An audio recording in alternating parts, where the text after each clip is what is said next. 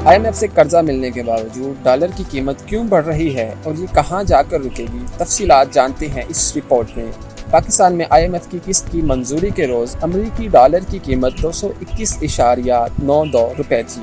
پھر اس کے بعد مسلسل 3 دن تک تو ڈالر کی قیمت میں کمی دیکھنے میں آئی، مگر چوتھے ہی روز ڈالر کی قیمت میں اضافہ ہونا شروع ہو گیا اور مسلسل 10 دن کے اندر 17.28 روپے تک جا پہنچا۔ گزشتہ مہینے کی 16 تاریخ سے لے کر اب تک انٹر بینک میں ڈالر کی قیمت میں 21.98 روپے جبکہ اوپن مارکیٹ میں ہونے والا اضافہ 31 روپے ریکارڈ کیا گیا ہے۔ اب سوال یہ ہے کہ قرض لانے کے باوجود ڈالر کی قیمت میں اضافے کی کیا وجہ ہے؟ اس بارے میں ماہرین کا کہنا ہے کہ ڈالر کی قیمت میں ہونے والے اضافے کی کچھ مقامی اور بین الاقوامی وجوہات ہیں، جس کی وجہ سے IMF پروگرام کے اجرا کے باوجود پاکستان میں ڈالر کی قیمت میں کمی ریکارڈ نہیں کی جا سکی۔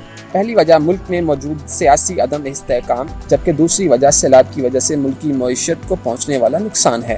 ماہرین کا مزید کہنا تھا کہ قرض کی بدولت کچھ دن تو ڈالر کی قیمت میں کمی ہو سکتی ہے، تاہم معاشی اشاریے اور مارکیٹ کے عمومی رجحانات کے مطابق روپے کی قدر میں اضافے کا امکان نہیں، اور نہ ہی ڈالر کی قیمت میں مستقبل قریب میں کسی کمی کا امکان ہے۔ مالیاتی امور کے ماہر فہد رؤف کا کہنا ہے کہ عالمی سطح پر اس وقت دیگر عالمی کرنسی کے مقابلے میں امریکی ڈالر کی قیمت میں اضافہ ہو رہا ہے، اور اس کی بڑی وجہ عالمی معیشت کے حالات ہیں، جہاں مہنگائی اور کساد بازاری میں اضافے کی وجہ سے سرمایہ کار ڈالر میں سرمایہ کاری کو فوقیت دے رہے ہیں، جس کی وجہ سے ڈالر کی قدر میں اضافہ ہو رہا ہے۔ ایسی صورتحال میں پاکستان جیسے کمزور معیشت والے ملک کے لیے ڈالر کی قدر کو برقرار رکھنا مزید مشکل ہو جاتا ہے۔